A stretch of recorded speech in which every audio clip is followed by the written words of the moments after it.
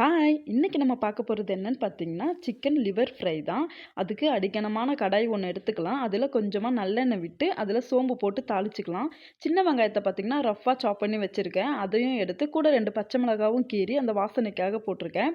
நல்லா அது வதங்கட்டும். வதங்கினதுக்கப்புறமா இஞ்சி பூண்டு பார்த்தீங்கன்னா, தட்டி எடுத்து போட்டுக்கிறேன். அது கூட கொஞ்சம் கருவேப்பிலையும் போட்டு, நல்லா அது நான் பொன்னிறம் ஆகுற வரைக்கும் நல்லா வதங்கட்டும். அதுக்கப்புறமேட்டு கட் பண்ணி வச்ச தக்காளியும் எடுத்து போட்டு, அந்த பச்சை ஸ்மெல் போற வரைக்கும் நல்லா வதக்கிக்கலாம். கொஞ்சம் நல்லா சாஃப்ட்டா குக் ஆனதுக்கு அப்புறமா, அது கூட கொஞ்சம் மிளகாய் தூள், கொஞ்சம் கரம் மசாலா, கொஞ்சமா மஞ்சத்தூள் போட்டு, அதையும் நல்லா அந்த மசாலா ஸ்மெல் எல்லாம் போற வரைக்கும் நல்லா அத வதக்கிக்கலாம். ஆல்ரெடி நான் வந்து மஞ்சள் போட்டு சிக்கன் லிவர் வந்து நல்லா கிளீன் பண்ணி, சுத்தம் பண்ணி வச்சிருக்கேன். அதையும் இது கூட ஒரு 2 நிமிஷம் போட்டு அந்த மசாலா நல்லா அந்த லிவரோட சேர்ந்து நல்லா கோட் ஆகுற வரைக்கும் நல்லா அத கிளறி விட்டுட்டு, அப்புறமா அது வேகுறதுக்காக கொஞ்சமா நம்ம தண்ணி ஊத்தி, அது போட்டு மூடி வச்சிரலாம். ஏன்னா நல்லா வேகட்டும். ஏன்னா அந்த சாஃப்ட்டா இருக்கிற ஈரல்லாம் சீக்கிரம் வெந்துரும். ஆனா அந்த கல்லீரல் வந்து கொஞ்சம் டைம் எடுக்கும். அதுக்காக தான் கொஞ்சம் தண்ணி ஊத்தி நம்ம வேக வைக்கிறோம். அது நல்லா வெந்து இடையில இடையில பார்த்தீங்கன்னா, கொஞ்சம் நல்லா கிளறி விட்டுக்கணும்.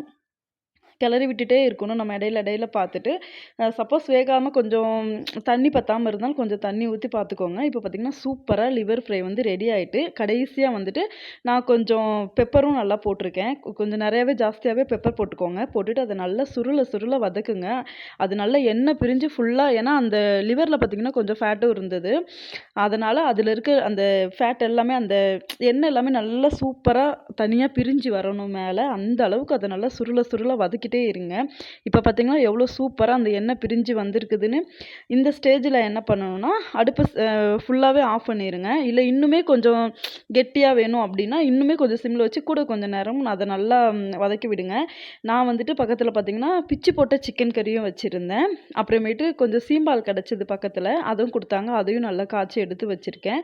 அப்புறம் பார்த்தீங்கன்னா, நல்லா சுட சுட சாதம் வடிச்சு வச்சிருக்கேன். அப்புறமா நம்ம இப்ப செஞ்ச அந்த லிவர் ஃப்ரையும். அது நல்லா சூப்பரா ரெடி ஆனதுக்கப்புறமா கடைசியா கொஞ்சம் கொத்தமல்லி தழைய மேல தூவி அங்க பாருங்க சூப்பரா நல்லா தள தளன்னு அந்த பார்க்கவே எவ்வளோ சூப்பரா இருக்கு பார்த்தீங்களா? இந்த டைம்ல நம்ம அடுப்ப ஆஃப் பண்ணிக்கலாம். நான் என்ன சாப்பிட்டேன்னு பார்த்தீங்கன்னா, சப்பாத்தி கொஞ்சம் சிக்கன் கறியும் வச்சு தான் சாப்பிட்டேன். இன்னைக்கு எங்க வீட்ல டின்னர் இதுதான்.